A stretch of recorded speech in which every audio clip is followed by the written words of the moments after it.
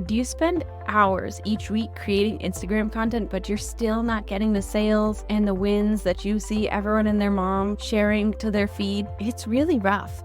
But there's usually just a few simple changes you need to make to get there, and I'm going to help you. You are closer than you think. You can find the exact gaps that you have in your Instagram strategy, the gaps that are holding you back from getting clients from your content, with my free Find and Fix the Gaps in Your Instagram Strategy quiz. All you have to do is take 5 minutes to fill out the quiz, and you will get the exact roadmap you need to start getting sales from your Instagram content. Get your copy of the quiz at sociallyyours.biz/findandfixed. All spelled out, all one word, find and fixed, or check the link in the show notes.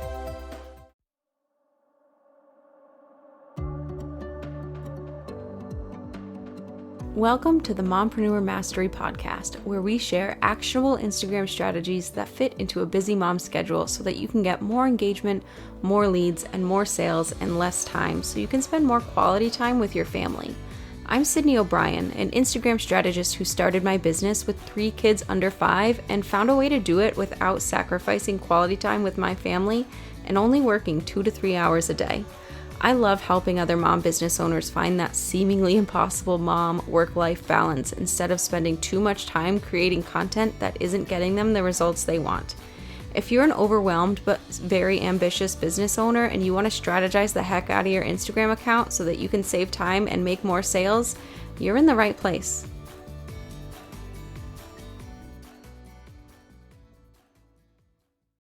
The topic for today's episode was another one that was suggested by an Instagram follower in a story poll that I shared, and it is how I get work done when I am home with my kids all day.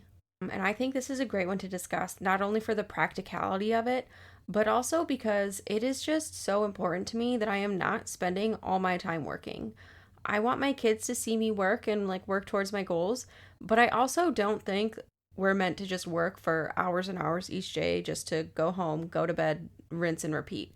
There's so much more to life, and it is so important to me that this business supports my family financially, but also supports us by not overtaking all of our time and our lives. I also want to point out that every family is different.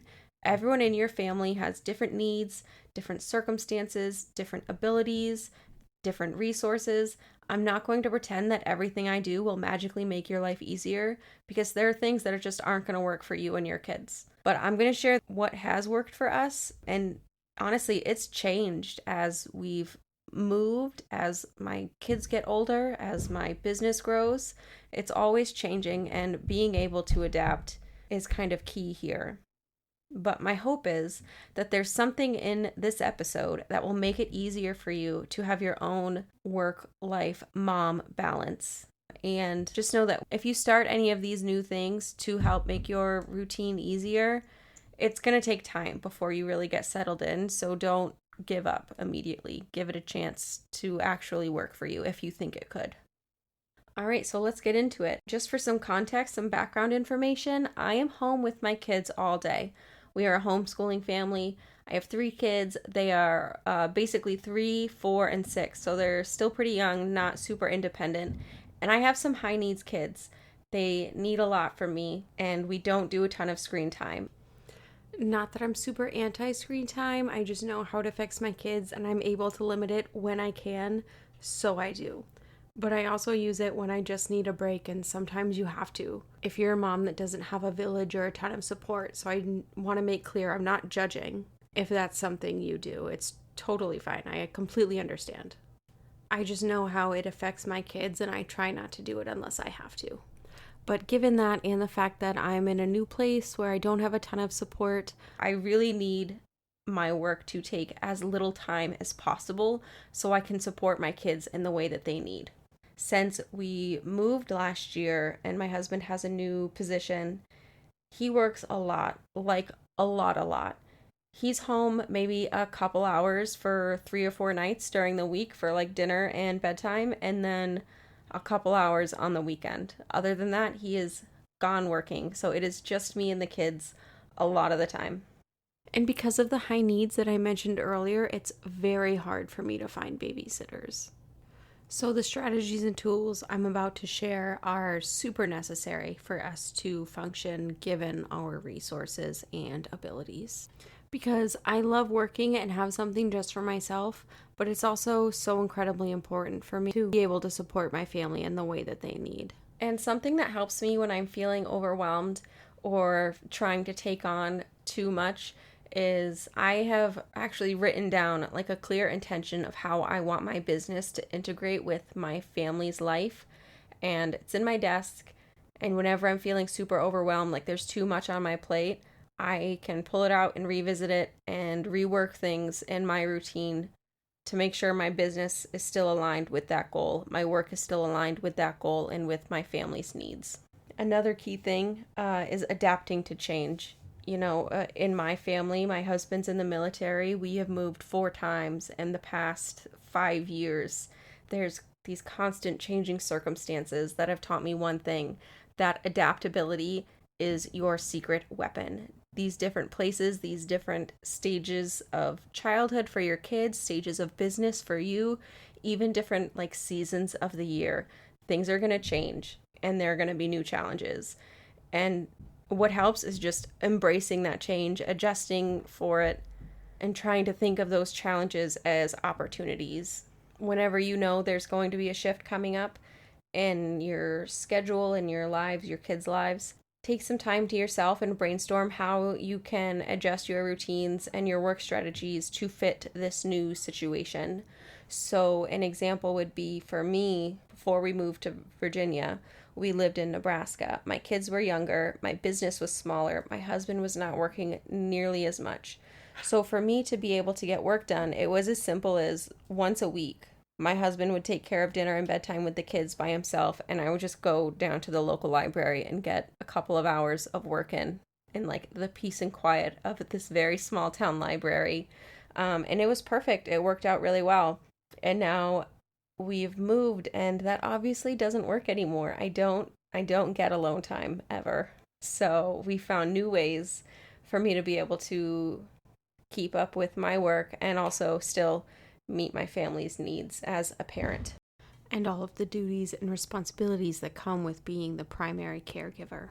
Something that helps me and my kids is crafting a routine and sticking to it.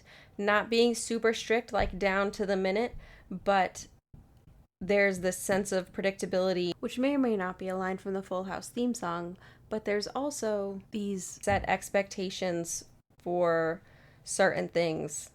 So for my kids, it would be we have a general rhythm for the day. We wake up, we do our homeschool lessons, we go play, we eat lunch, and then they do some independent play on their own. After that, well, I get work done. But a thing I love about working with other mompreneurs is they get it. They get that the kids take priority. So if there's noises in the background of this podcast or a kid interrupts a phone call, they understand and they don't judge you or think bad about you because of it. But for my kids, another thing that helps is we also have a lot of visual reminders and visual schedules around our house, which helps for my kids a lot, especially, it might help for your kids too, especially if they're neurodivergent. It's a huge help for us in knowing what to expect and what's going to come next. Having these even vaguely designated times for different situations and different tasks that we do around our house and with homeschooling sets a pretty solid foundation that helps keep impending chaos at bay. And similarly, I use routines in my work as well to keep me on track of things. I do set tasks on set days. Monday, I get my client work done. Tuesday, I get my own social media and emails done. Wednesday is more like the back-end business type of stuff, and Thursday is like reviewing finances and analytics and the super like business ownery type of stuff. I find it helps me feel better and be able to get things done when I'm not feeling super overwhelmed and I don't have just a million things to do with no plan of when to do them. So having this system set up helps me mentally, and it also helps me actually get the things done that need to be done. And because I'm a mom, and what mom isn't interrupted when she's trying to do something, I use a project management tool called Trello for a ton of stuff for work, but also in my like personal life stuff. like meal planning and homeschooling and cleaning routines. But for business, I use it for managing the different tasks I need to do in my business. It's also especially helpful for recurring tasks, like standard operating procedures for my social media, my clients' social media, any onboarding new clients, things like that. I can have saved to-do lists. And what I have found super helpful is breaking down the to-do list into super, super small bite-sized chunks, because when my kids do interrupt, I know exactly what I've done. Instead of just make content as on my to-do list, it's plan the post purpose, plan the post topics, plan the captions, plan the hashtags, like very small things. So when I am interrupted, I can easily jump back into it and pick up right where I left off. Because it's not about doing it all as once, it's about making consistent progress, even when your kids demand your attention. You can experiment with time blocking and see if that's something that would work for you, dedicating focused time slots to specific tasks. I found it helpful to use a timer. It keeps me accountable and avoids distractions. I use one called Focus Keeper, and it has this little ticking noise in the background, which is just this little reminder of, oh yes, I'm supposed to be working on this specific thing, not just randomly scrolling on my phone or something. Now, what kind of Instagram strategist would I be if I did not mention the importance of content batching? Batching your content, planning it ahead, saves you so much time. If you haven't listened to it, go back to the very first episode where I talk all about how to plan a month of content ahead of time. It'll save you so much time, so much stress, and it makes your Instagram strategy so much stronger. If you go to that episode, there's also links in the show notes for content calendars, one of which is in Trello, that project management tool I was just talking about. And a big thing that I have noticed is my kids will not play by themselves if they are not so ridiculously regulated. So before time, even attempt to take time to sit down and like have some time to myself to get work done, I make sure they get plenty of time outside. They are fed, they've had water, they've moved their bodies, they're ready to play. This sets the stage for productive work sessions. I mean, they're still going to interrupt because that's what kids do, but it is so much easier when you can plan ahead a little bit and just make sure they are in their best mindset so you can do your best work.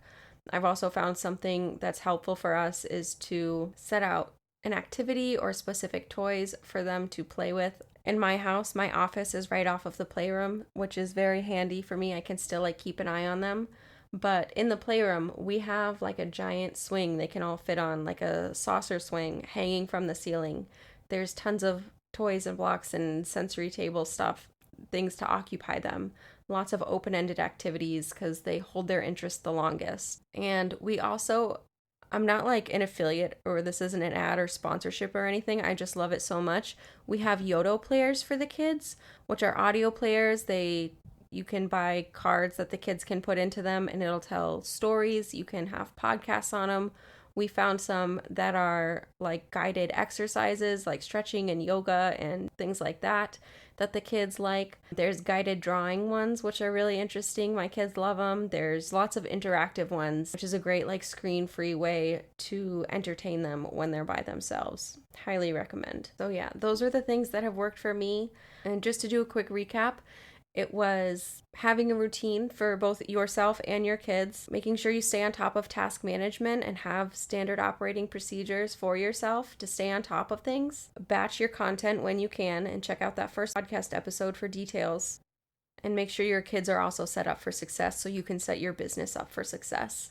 And I really, really, really want you to remember that this is hard. Getting work done with kids around is really hard. Don't feel down if bad about yourself for not being able to get stuff done. There are plenty of days where not everything on my to-do list gets checked off, but it's a lot easier when I'm able to plan ahead and have these routines set in place. It's not as difficult as it could be to play catch up on things. And also, starting something new can be really overwhelming. And I just want you to remember that progress takes time. The first time you start something new, you're not going to be great at it. Whether it's batching content or implementing a new routine, The consistency is key. Don't give up after the first try. Embrace the learning curve. Find what works for you, how you can adjust it to best fit your needs and your family's needs, and keep trying. I would love it if you would send me a DM on Instagram and let me know which of these you think will be most helpful for you. If you want more information about any of them, like to see how I set up my Trello boards for project management, just go ahead and send me a message on Instagram. My handle is @socially.yours.strategist, and I would love to hear from you. I am here to support you every step of the way. Thank you so much for listening. If this content was helpful for you, if you found it valuable, I would love it if you could leave a review on Apple Podcasts so that other mom business owners can find this episode and get the same tips and strategies to support their business and their families. If you have questions or just want to connect, you can find me over on Instagram. My handle is @socially.yours.strategist. Hey mompreneur, I know that selling your offers on Instagram is really hard. First, you gotta know how to word your content to make sure that it clearly shows how amazeballs your offer is. And then you also have to know how to craft the content to make sure it appeases the algorithm gods so it actually gets seen by the people most likely to buy it. My goal is to help moms help their families through their online businesses. That is why I made Carousels That Sell. Carousels That Sell is a collection of 7 Instagram carousels and captions that have made me over $20,000. So I turn them into plug-and-play templates so that you can get the same results. Carousels That Sell is super easy to use, so you can easily create and schedule the content and will help sell your offers for you while you're off playing with your kids. Grab the templates that have made me over $20K for only $27 at sociallyyours.biz/carousels-that-sell so you can grow your business bank account faster than your kid outgrows their clothes.